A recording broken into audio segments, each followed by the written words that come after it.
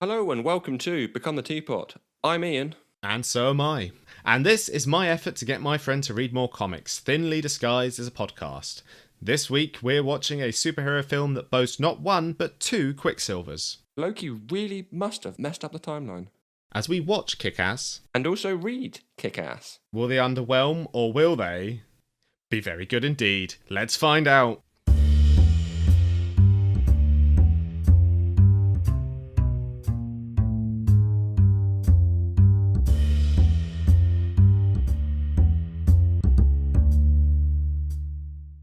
So, Ian, KickAss the film. Did you enjoy it? I did, actually.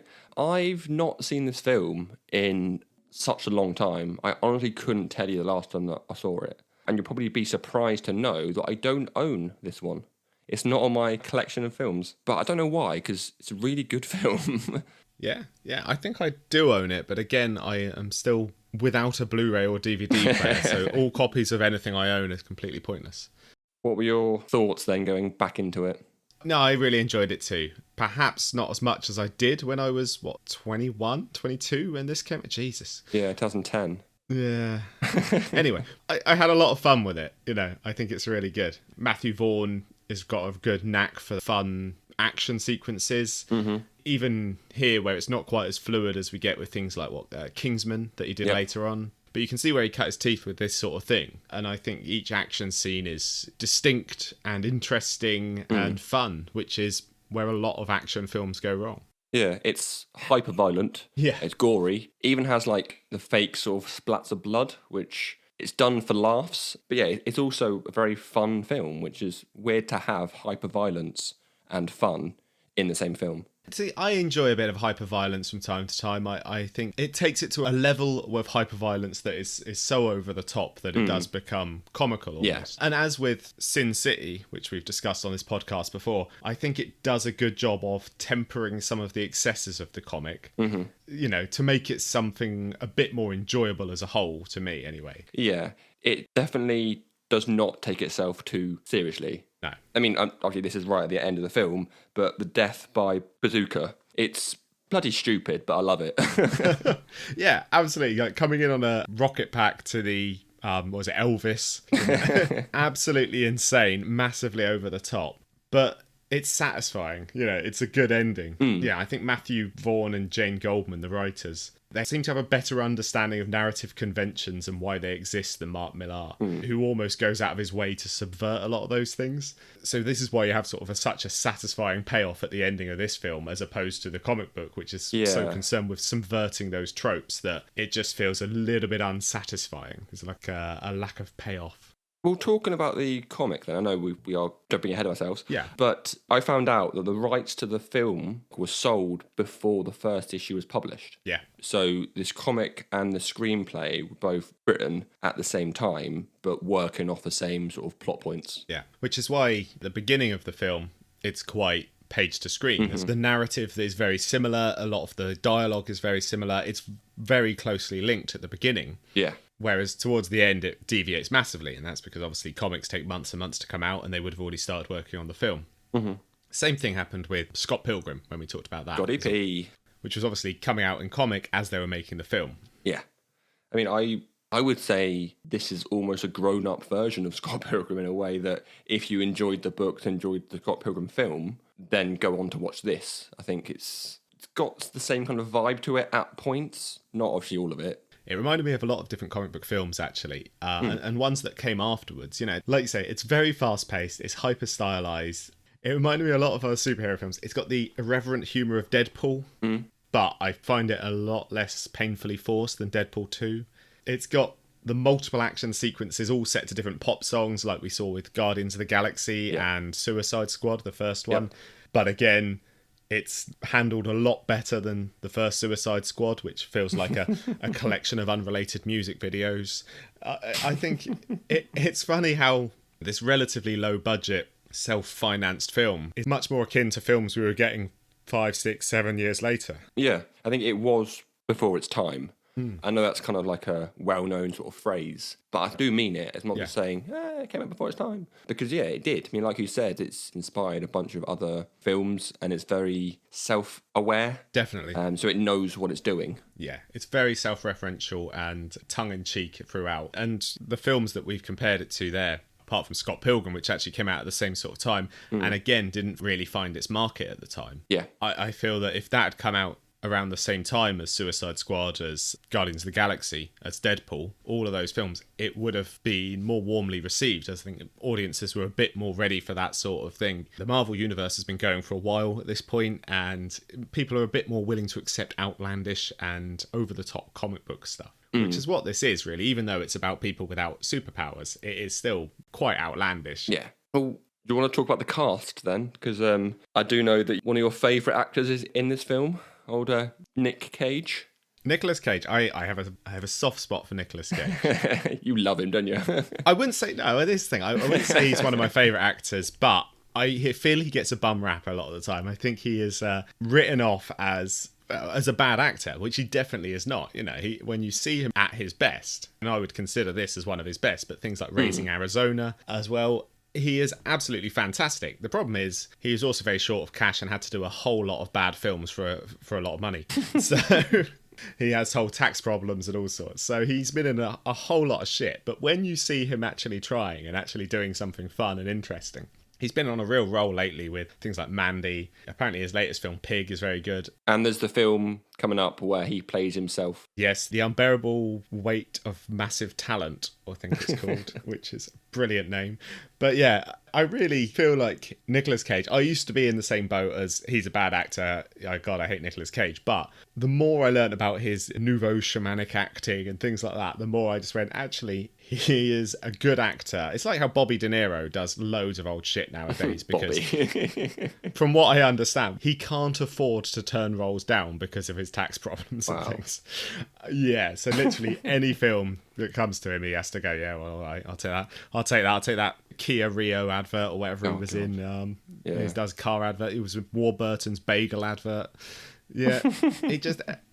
anything that's going to throw a bit of cash at him, which is a shame. But no one's saying that Robert De Niro is a bad actor. No. But they do say that of Nicolas Cage, which I feel is unfair. He does have a propensity to ham it up. Yeah.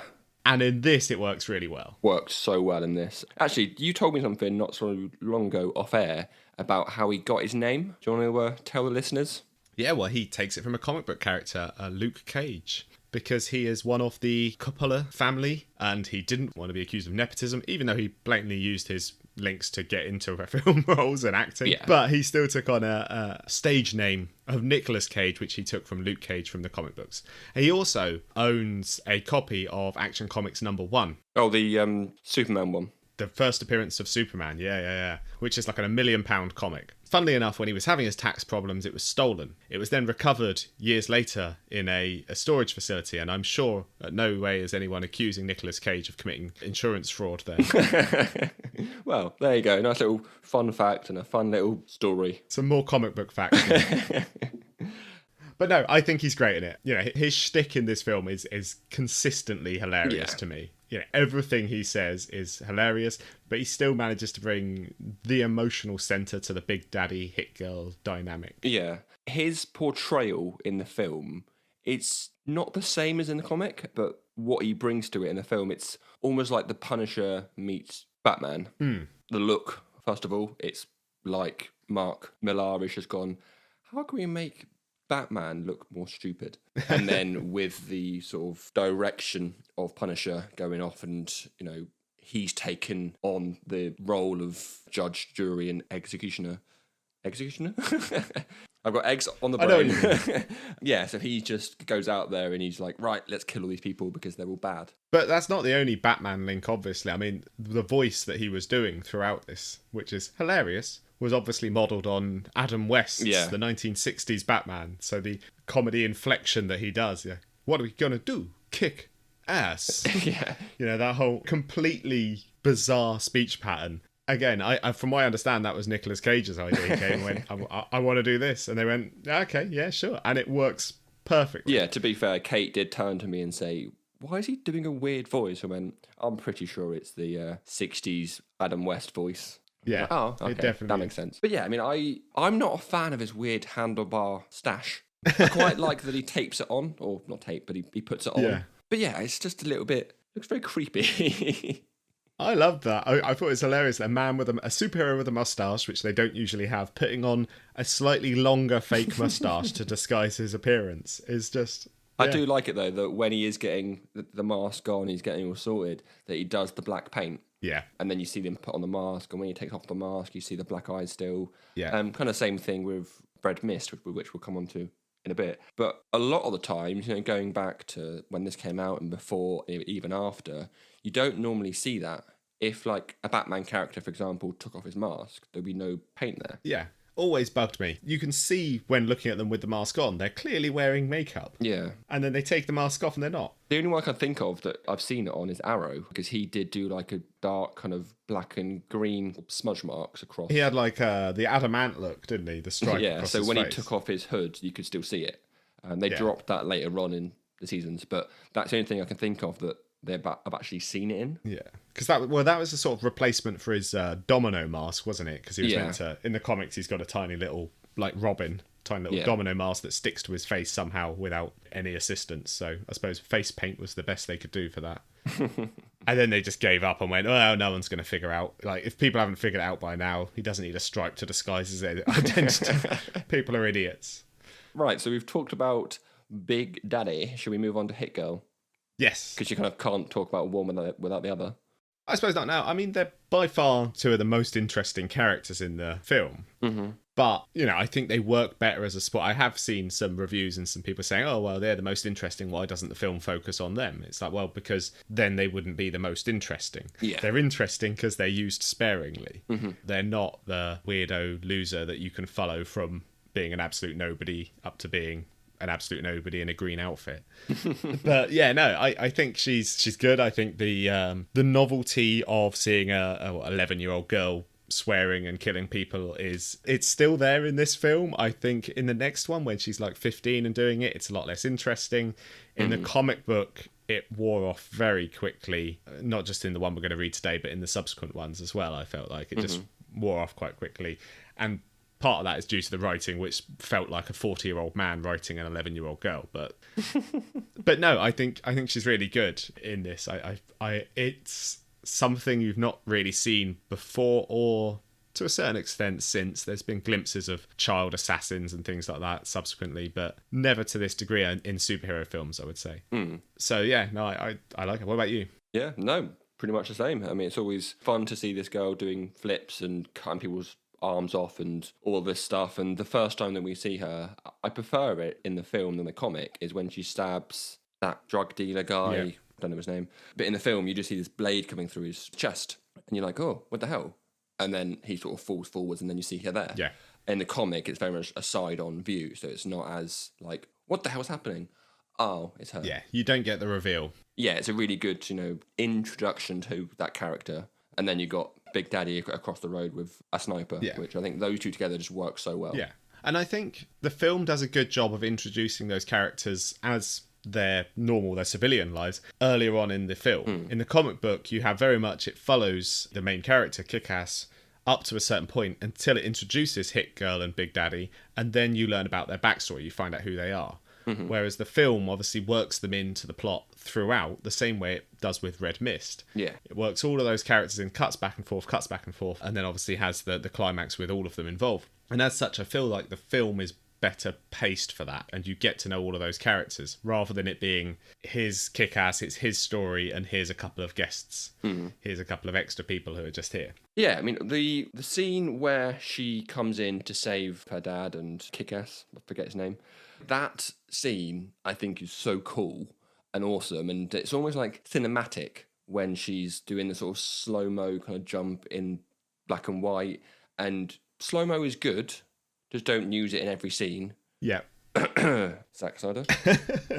But yeah, I mean, that last scene, really good, almost quite gory, in fact. But then there's also the bit when she puts on the night vision and she's going around with a first-person shoot 'em up. It's cool, but it looks very much like a bad sort of game, almost, with this sort of CGI hand. I think it was intended to look like a game. That's what I mean about how each of the action scenes feels distinct from one another. It's not just, oh, they're having a fight scene. Oh, they're having the same fight scene again. Oh, they're having the same... You know, the first time you see KickAss, Dave Lazowski going out and having his fight, he's sloppy and he's crap and it's all very messy and muddled. Then you have the sequences, usually with Hit Girl, where it's to pop music, either Banana Splits or Bad Reputation, where it's quite fast-paced, quite fluid. And then obviously you've got the efficiency of Big Daddy. Yeah. And that's what I like about it, is each of these action sequences doesn't feel superfluous. It doesn't feel like it's unnecessary. You don't watch each one going, oh God, we've got another one of these. We've got another Batman and Superman hitting each other with sinks. Each one of them feels distinct enough to earn their place within the film, and it keeps the pace up. It means that even though they're perhaps not entirely necessary, each and every one of them, they're all fun. You know, it's not just more of the same. And that's what I like about it. You know, and like you say, that sequence there in particular, she goes through, it's almost like two different sequences. You've got the first person video game look and then the strobe lighting effect. Yeah, which I found off-putting to watch, and I'm not the bad guys that's got that in their faces at all times. But that is so clever. I wouldn't have thought of that, because they're just having this light, because they have no idea what's going on. Yeah, and it looks cool. It does, yeah. Because you get those little glimpses of action when we can see it. So it's more like a sequence of vignettes. It does look cool, but it hurt my eyes. But yeah, you did talk there briefly about the main character. Should we pull it back to KickAss then? Yeah, Dave Lazowski. Mm-hmm. Yeah, okay, so Aaron Taylor-Johnson, I think, does a very good job at it. Because in the comic book, he's very unlikable. Yeah. And that's intentional. And in the film, he's quite unlikable in a way, but they obviously try to make him more likable because, again, I'd say that the writers sort of understand that people want to like the main character of their story. So he is more likable than he is in the comic books. He is more heroic, perhaps, than he is in the comic books. I'd say to an extent. Okay. Well, just for example, the scene where the warehouse is on fire. It's red mist that goes, come on, let's go inside. And then he goes, oh, are we sure? Should we not call the fire police? Fire police? The fire... you know what I mean? The fire police. They'll arrest the fire. Yeah, no, I know what you mean. But in fairness, in the comic book, he thinks there's a baby in there, whereas in the film, there's absolutely no reason to run into that building whatsoever. Yeah. Apart from for Red Mist, who obviously thinks his father's employees are in there. Yeah. So there's a slightly different context there. I'd say he's less pathetic in the film than he is in the comic book. Definitely. He is very much, even though, as I said before, early on in the storyline, it is very, very similar to the comic book, the setup and the dialogue. But as the film progresses, he becomes a lot more likeable, I'd say. Yeah. Well, when he first becomes the character, I guess, and he puts on his suit and all of this sort of stuff, and he goes to stop those guys with that car, the car thieves, like how they react is, I believe, how a lot of people would kind of react. Just, who is this guy? And then just laughing their ass off. Oh, yeah, absolutely. And he's just like, well, I think you should stop that. You should just leave now and it'll all be okay. And they're like, no, like, you're an idiot. Like, go away. And then obviously he brings out his sticks and just, like I said, it's so sloppy. Yeah. And you definitely feel it when you get stabbed and hit by the car and all this sort of stuff. You're like, oh, God. The comics, maybe because it's a film, you don't feel that sort of pain to it. In the film, you definitely feel his pain. Well, he can't feel pain. Yeah, that's something that I wanted to actually ask. The film makes a bigger point, I think, about him not being able to feel pain. Yes, it does. Yeah, no, definitely in the comic books, obviously it mentions his metal-plated bones and things like that, but it doesn't make as big a point of the fact that he's got nerve damage, which, you know, I think is probably the film's way of showing why he can take a bit more of a beating than average. It's to give him a very, very, very mild superpower in a way. Yeah. But yeah, and that's, again, probably because they were both working off the same framework but with an incomplete script or an incomplete comic book to base it on. So yeah, the setup is similar, but definitely they've done different things with it. Yeah. And I guess, well, I would say the bad guy, but not really. Red Mist. Yeah. Not really the bad guy, but kind of an antagonist, I guess, in a weird way. He is, yeah. In a way, he's a sort of ally / antagonist. He's a Judas figure. Yeah. No, I mean, he's fine. He's, what is it, Christopher Mintz-Plasse, is it? It's from Superbad. Yeah, he's all right. He's a lot more of a nerd in the film than he is in the comic. Yeah. You know, you see him, he jumps off a dumpster and he goes, oh, ow, my ankle. Oh, hey, I'm Red Mist. How's it going, buddy? Hey. Yeah, whereas in the comic book, he's just sort of like, he looks like the cool older brother. He sort of turned up. But he was still a nerd, I suppose. He still read comics and was into that. But yeah. And also, they save the twist in the comic books to, you meet him, they go around together, and then the betrayal happens, and you learn that it's Red Mist who's betrayed him. Whereas in the film, it's set up beforehand. You know that Red Mist is working for his father to assist his dad in capturing KickAss. So the whole thing is recontextualized because of that. You know from the off that he's only doing it to betray KickAss. But I kind of feel like actually that works really well, because it means that when they're getting to know each other, when he's liking him a bit more, it feels, you know that the betrayal is coming. So you know that, I don't know, I just felt a bit more invested in it than just, oh, surprise, this is the bad guy. Oh, okay. Well, yeah, I mean, you definitely see that he does feel bad when KickAss is being like taken away and punched and stuff. He's like, no, don't. He's not. It's the big guy over there, not him. And you gonna go, oh, he's lost his friend.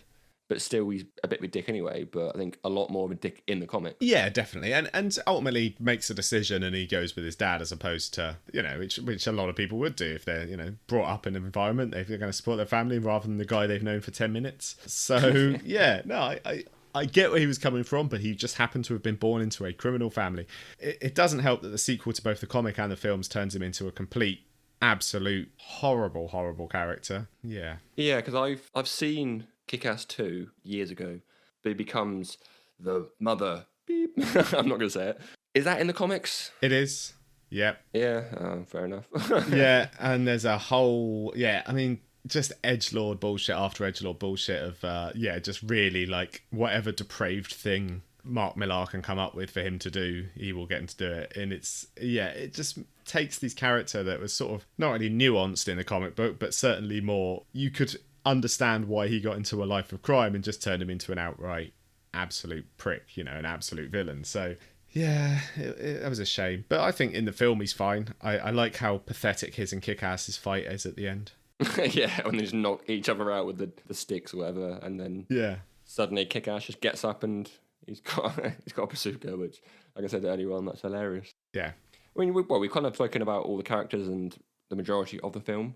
One kind of last point that I'd like to make before we do move on to the comics is something that I have realised, not just in this film, but overall with previous films and comics that we've read and watched and compared, is that when you adapt a comic to a film, it's very easy to lose a backstory, for the characters. It's something that, like we said, comic and the film have different versions of when the story happens, which is fine because it's not a straight page to screen, but it's something that, you kind of have to show or just explain. But if you explain it, it just comes across as exposition.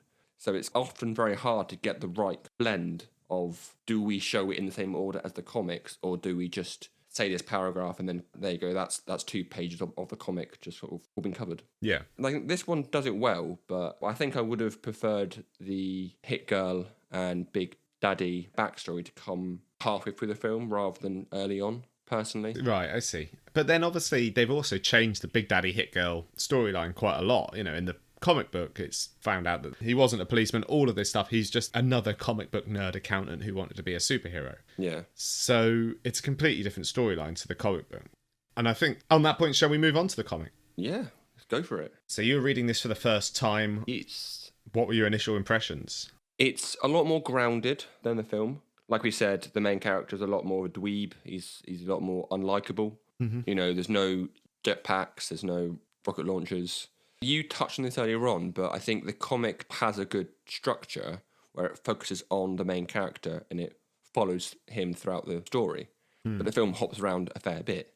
After I read this run for the first 8 issues, I was excited to go off and read more of it. But with what you've said so far, I don't know if I'm too keen, or the excitement will be put out like a dying fire if I do continue it. Yeah. Because, as you may have gathered, it's not my favourite comic book. I can't really remember my thoughts when I first read it the first time, because it's, in my opinion, it's fairly forgettable. But I imagine I enjoyed it more when I was a teenager reading this than I was when I was a 32-year-old man.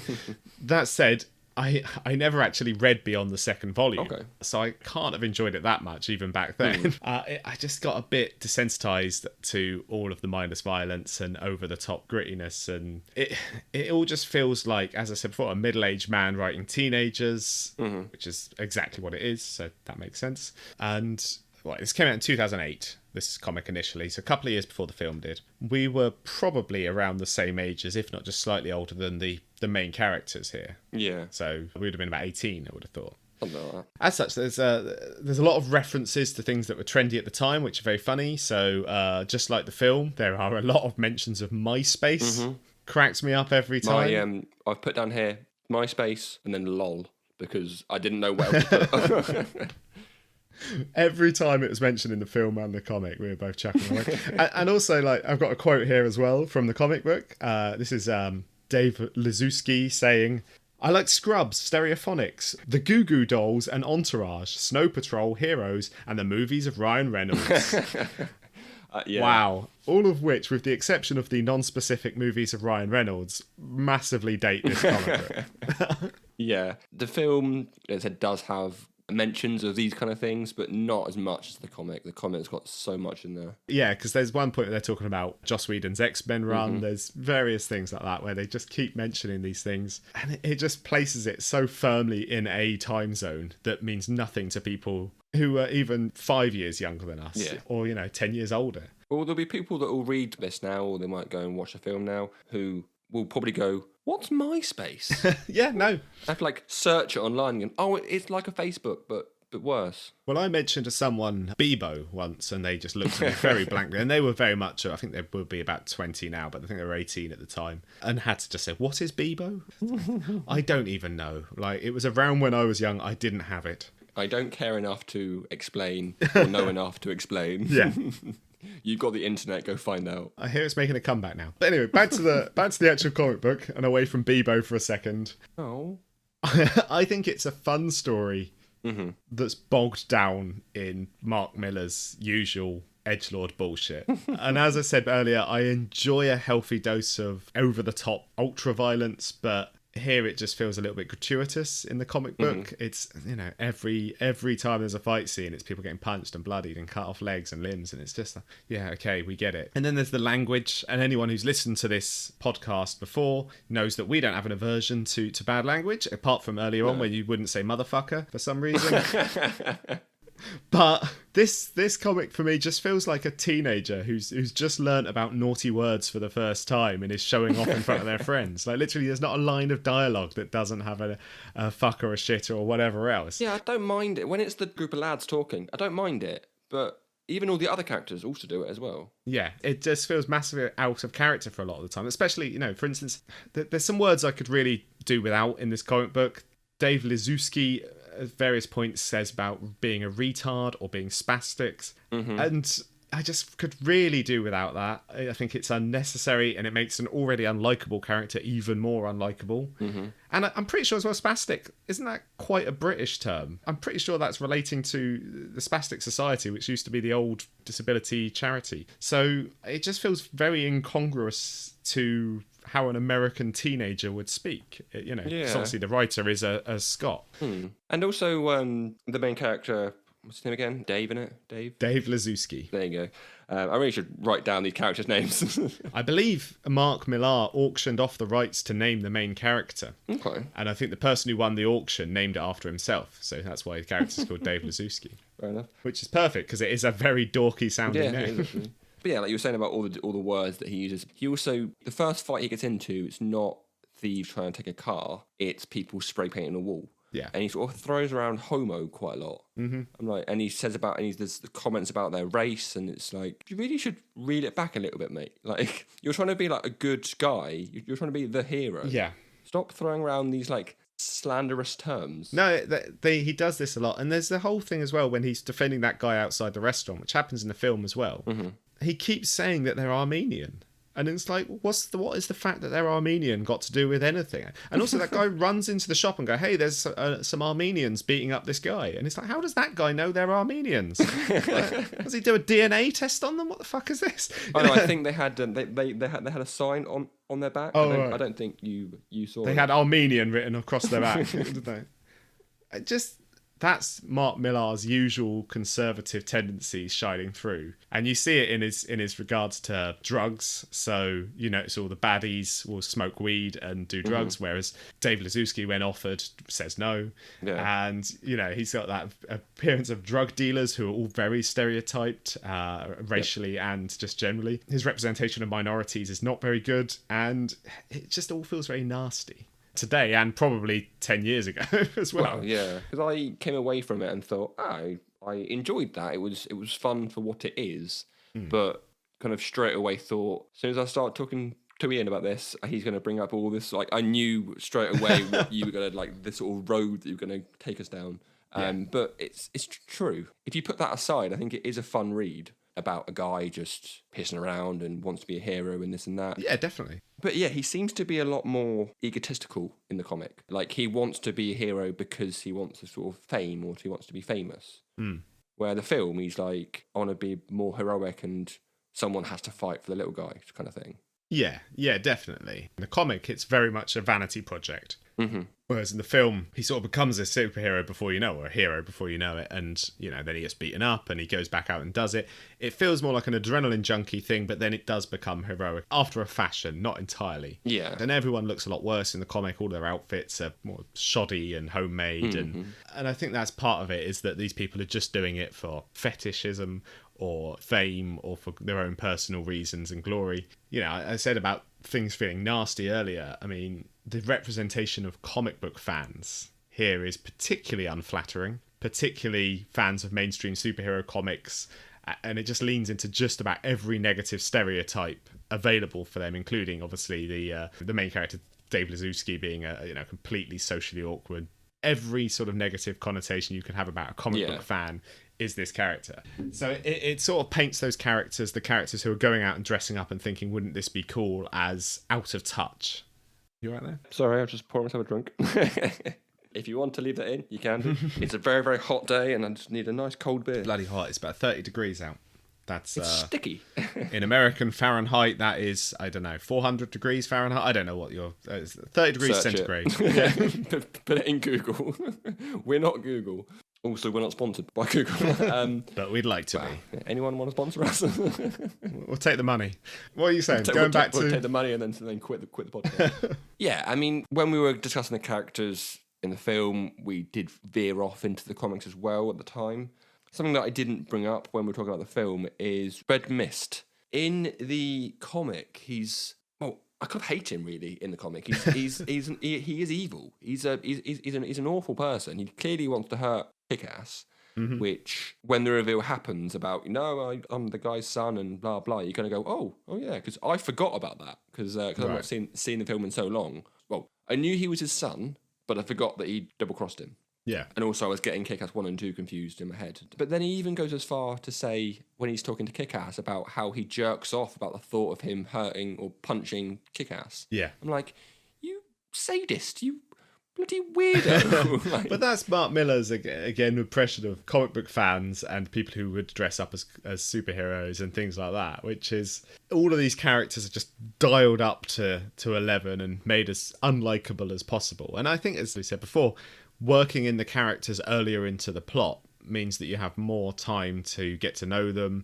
to get to like them. Whereas this comic book, obviously, you meet him very early on in a glimpse, and then he's got an issue later on, and then that's when he reveals himself to be the bad guy. So it all happens in one issue. So there's no time to have any nuance there. It's just, here's a character, he's teamed up. Oh no, he's betrayed him. Oh, he's the bad guy. Yeah. And really, he's the bad guy. He's awful person, it turns out. Yeah, something that we didn't actually mention about the film is that, so the comic, the bad guy is Red Mist. He's been sent out by his dad, or he had this idea to go out and sort of help his dad. But in the film, his dad's a lot more proactive and a lot more fit, I guess, and knows all these skills and all this sort of stuff. A lot more involved. Yeah, so the gangster family is obviously in the comic book, but Yeah, definitely they've made Mark Strong's character the primary antagonist. Because it's Mark Strong. Exactly. And with the son as the surprise antagonist, as it were. But yeah, and I think, again, that works better in a way. It just means that there is actually more of an antagonist rather than just a guy they happen to murder at the end of the comic and then go, great, that's that wrapped up. Good work, everyone. Well, speaking of murder, in issue 6, Hit Girl and KickAss are having an argument about, like, the fact that they kill people and all this sort of stuff.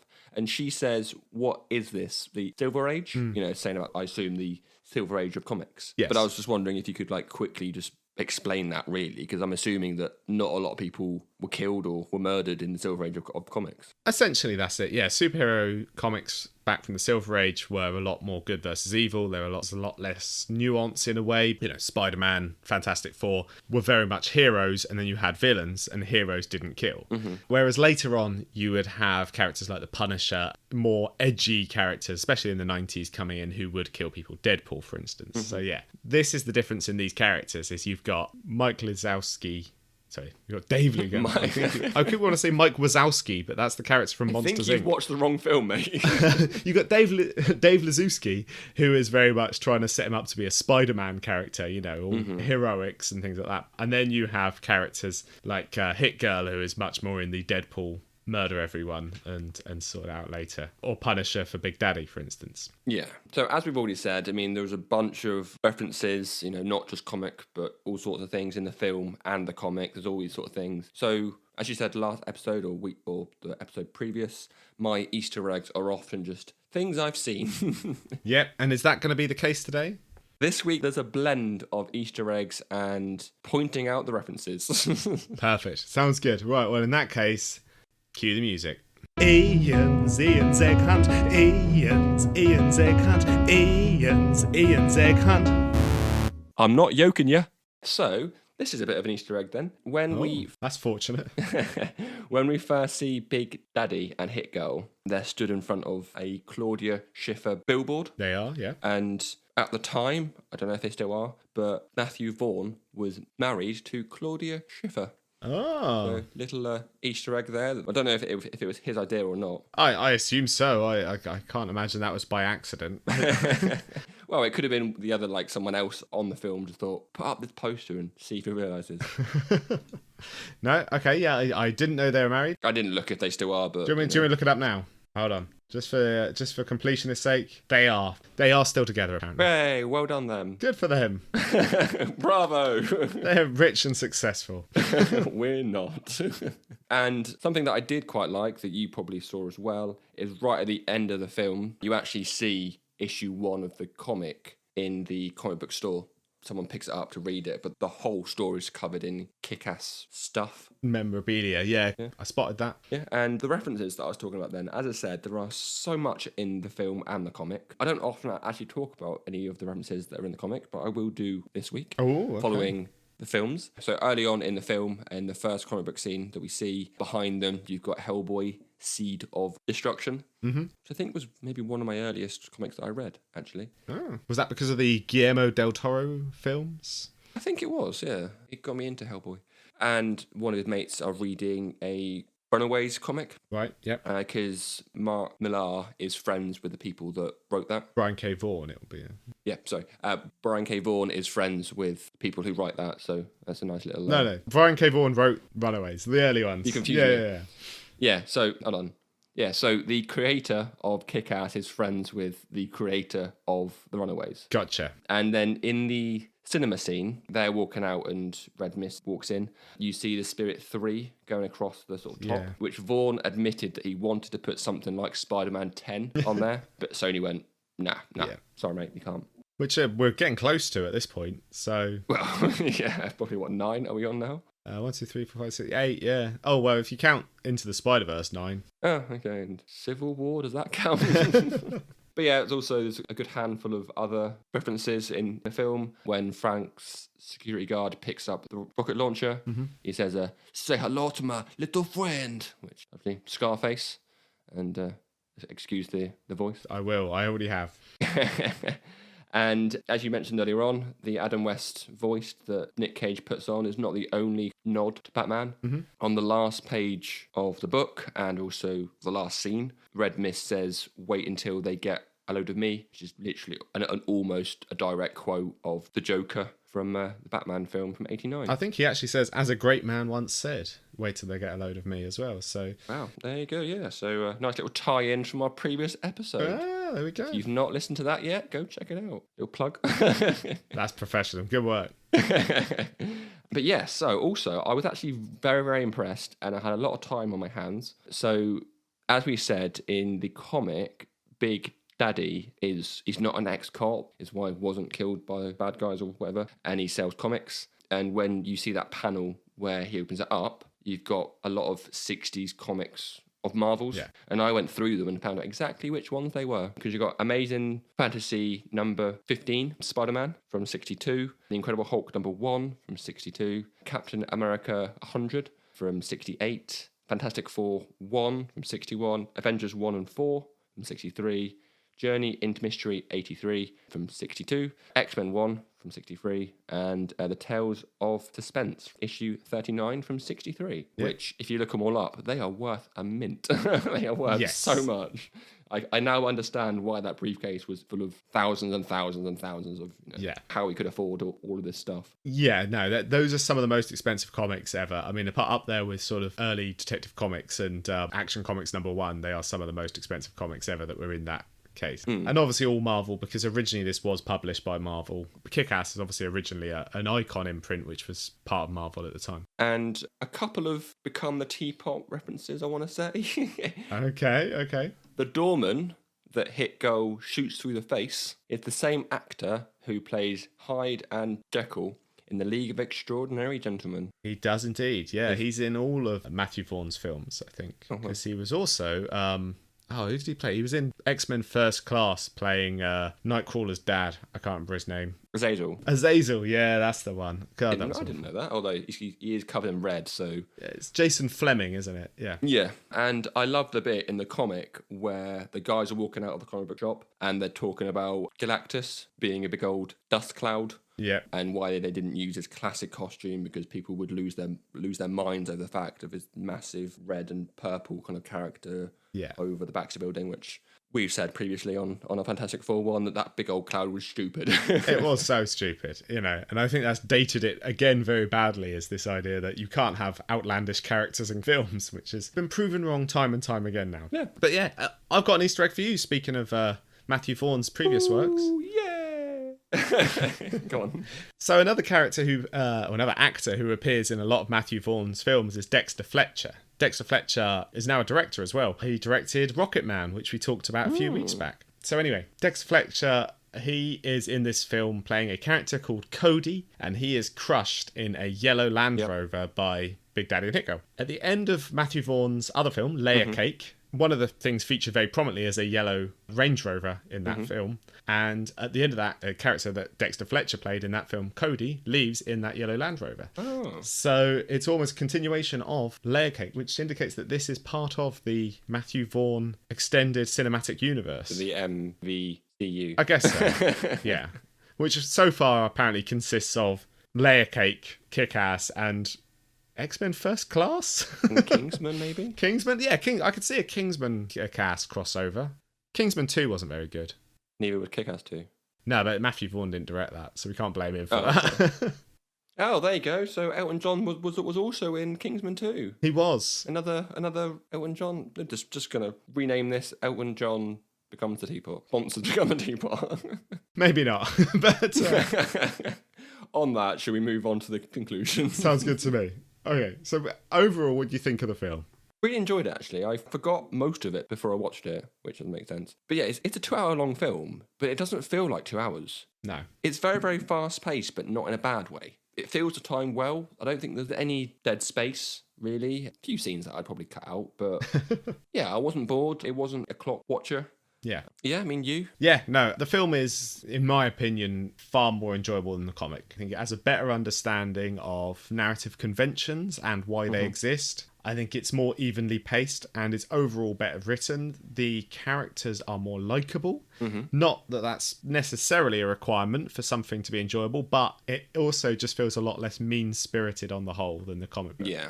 I think they obviously had to reel in a few phrases and terms, and Yeah. the background of characters had to be changed to enjoy the film almost. Because I guess if you did a direct, I know obviously the times overlap with when it's being created, but if you do a direct page to screen, a lot of the characters you don't like. Exactly, which I don't, as I say, I think that's fine to watch a film and not like the characters. You know, you mentioned Scarface earlier. Mm-hmm. Scarface is not a hero, despite what a lot of people who have his poster on their wall think, that he is a horrible character, but you can still enjoy the film. But I think the comic book is, you know, I don't like the characters, and therefore the narrative is lost a bit, because I kind of feel that you should like these characters to enjoy it, because ultimately they're going to come out on top, and et cetera, et cetera. You know, it's a light throwaway comic that's bogged down by too many Millarisms to be truly enjoyable to me. That's a nice little phrase there.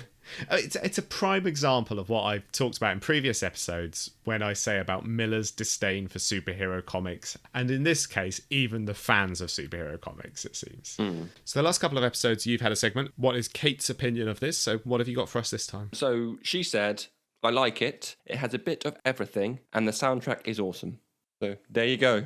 Well, fun enough, Hayley and I we watched this together, and we were talking about our likes and dislikes of the film afterwards. She's not read the comic, but almost without fail, the parts that she said she liked the most were additions or alterations for the film, and the parts that she said she disliked, you know, such as the gay best friend subplot and a lot of the early dialogue, that's what's taken verbatim from the comic books, which is interesting because someone without that familiarity has picked those bits out and said, I don't like those bits much. Well, they're actually from from the comic. And I'm inclined to agree with her, to be honest. But what do you think of the comic? Like I said, I really enjoyed it. I mean, it should be, and it kind of is right up my street, because it's, you know, it's a kid who wants to be a superhero, and it's full of comic book references. So yeah, it's a fun read. But then, as we've said over the last hour or so, when you start to pick it apart, you go, well, actually, if you think about this too much, or you delve into these characters or what they're saying, they're all not very nice people. There's not one person in here that you go, yeah, he's the hero, or yeah, he's the main guy and he's really nice. Everyone has more bad qualities and then they do the good qualities. Yeah. Which I didn't really pick up on until I watched the film. Yeah, because by contrast, the film is a lot more black and white. And no, I think you should get your TV sorted, mate. That's brilliant. But I don't think it necessarily is a requirement to have, you know, heroes and villains in something. But in a simplistic plot like this, I just feel like it just becomes a bit tiresome. Yeah. I think you need one character who's grounded. Like, fair enough, they're all dicks, really. But if you literally did a page-to-screen version, like I said, it's trying to be Spider-Man-esque. Yeah. So imagine Spider-Man and him being an absolute twat and all the villains being arseholes and all sorts of stuff. Yeah. But then you've got Aunt May, who is the grounded character. She would sort of keep him in check. There's no one in the comic that keeps him in check. Yeah, it's kind of like what you get with The Boys, is that you have a whole bunch of unlikable characters, loads and loads of them. You know, if the TV show were based around Homelander, it wouldn't be a good TV show. It would be awful to watch. But you have Huey, who is morally grey but generally likeable, and you have Starlight, who are nicer, better characters. And you have to have those likeable characters, someone to root for, in order to give you some sort of stake in the story. With the comic book, I just think everyone is so unlikable that it just becomes a bit of a chore. And if it had any weight to it, the story, it would annoy me. But it doesn't, you know. So I whipped through 8 issues of this comic in about an hour. Yeah, because we were texting and you went, oh, yeah, I'll probably read it now. About an hour later, you went, done. Yeah. Jesus. All right. Yeah, exactly. Well, it doesn't have much weight to it. It's not dialogue heavy. It's very action driven. I enjoyed some of it. Don't get me wrong. I think it's an enjoyable story. But I also had to grit my teeth through a lot of it and go, oh, okay, right. And then I had to write down my thoughts basically before I forgot all of it again, because it's quite throwaway. You know, I come away from the film thinking, I've had good, dumb fun. That was enjoyable. I come away from the comic feeling mostly nothing and a little bit like I need a shower. That would be my conclusion, I suppose, if anything. What about you? Yeah, I mean, overall, came away from the comic and it was fun. You watch the film and you think, in comparison, the film's better. By the sounds of it, I don't think you would recommend the comic to anyone, or would you? If you're a fan of the film, perhaps. or if you're a fan of Mark Millar, you know, we've discussed a couple of his works before, and you know how I feel about Civil War, but I also really enjoyed Old Man Logan. So I would say it's worth checking out, but I also think it was from what I read, I think it was up to about the end of the second volume, and perhaps some of the Hit Girl series, I can't remember, but it was very much diminishing returns. It was very much, right, I'm kind of bored of these characters. It's not worth getting invested, in my opinion, but that is just my opinion. Yeah. So, you know, someone else's mileage may vary, but I think the film's, you know, really good fun. Yeah, I mean, I think I would recommend both, really. I think I would say read it and then watch, because there's a fair few twists in the comic that I think are ruined it in the film, like the red mist kind of thing. I would have quite liked if this character just turn up and then you find out that he's so-and-so's son. But obviously, if people are hearing this podcast and we've just said that, we've ruined it for them. Yeah, we've already spoiled that, so... But yeah, I get what you mean by... Well, I came away from the comic thinking, I want to read more of this. When I watched the film, I thought, I could just watch the film again. Yeah, but not watch KickAss 2. Oh, well, Kate did go, isn't there a KickAss 2? And I went, yeah, it is, but it's awful. It's terrible. It's got Jim Carrey in for about 10 minutes. Yeah. I'm pretty sure. Yeah, and then he gets his... Can't remember, is it in the comic book, I know he gets decapitated and a dog's head put on his head. Does that happen in the film? It doesn't happen in the film, does it? No, I don't think... I think the dog survives in the film. Hasn't he got a pet dog? Yeah. Yeah, and either his balls or someone else's balls. I think the dog attacks someone's balls. That's all that I can remember. Yeah, as a hero, he sicks the dog on some people's balls, and then Red Mist shows up and kills him and kills his dog and all sorts of horrible stuff like that, so... Weren't they called like Stars and Stripes or something? I think so. Is that what he was called, or was a dog called Stripes? That might have been it. I'm assuming things here, and I'm just going to imply that. No, you're probably right. Either way, it wasn't good. There's no point. Don't worry about it. Well, there you go. Let's forget all about it. Forget it exists and move on with our lives. Speaking of which, any other business? Well, one sort of final question for you. If you were to rank the comics of Mark Millar that we've read so far, so Old Man Logan, Civil War, and this, what order would you put them in? So what's your favourite? Okay, well, I'd probably put Old Man Logan at the top. I think as an Elseworlds tale, that's really good fun. A sort of Mad Maxy action apocalypse with superheroes, you know, is good fun. I'd probably put KickAss next. I would say that. And then I'd put Civil War last. But I admit, in both this and the Civil War episode we did, I admit that the stories are fine. They're quite fun. It's just... I have a lot of problems with the way he writes characters, to be honest. But yeah, what about you? Yeah, probably the same, because I enjoyed Old Man Logan a lot. When you said to me, right, we're doing Old Man Logan, I thought, great, this is a comic that I own, a comic that I wanted to read for a long, long time. Fantastic. So I think I was going into it with the sort of excitement of, yes, I finally have a reason to read this, or I'll put some time aside to read it. KickAss, I've never really been fussed about it, but I had a good time with it. And Civil War was one of the earliest ones that I read. But then again, after talking to you and after we read other comics as well, you realise that the characters that he writes don't act the same way as they should. They all act very similar. Yeah. They all act quite bullshit and a bit of a dickhead. And I think that's what we've said in this podcast before, is when you read one thing in isolation from a writer, and you think, oh, okay, that's perfectly enjoyable. And then when you start reading multiple things from the same writer and the same themes or the same characters crop up over and over and over again, that's when you start to reevaluate things and think, oh, okay, well, this is just this writer. Yeah. This is not a writer getting into character and writing these characters to be this way. This is just the way he writes people. So I think that's all from us. I think we should go outside and enjoy the sunshine. Well, in that case, we'll leave you there. Thank you all for listening. That's all from us. If you enjoyed KickAss, then why not check out some of Mark Millar's other works, as we've already discussed. We already have episodes on Old Man Logan and Civil War in our Logan and Captain America Civil War episodes, respectively. You can find these on your preferred podcasting service, and while you're there, why not subscribe to Become the Teapot for all of our future episodes. If you want to get in touch, you can email us at becometheteapot@hotmail.com or tweet us at becometheteapod.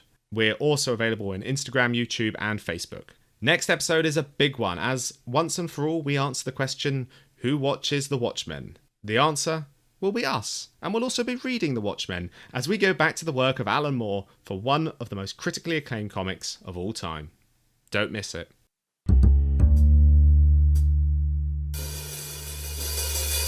Cue the music. We don't actually have to leave a gap here. I do just... I was just doing a little dance.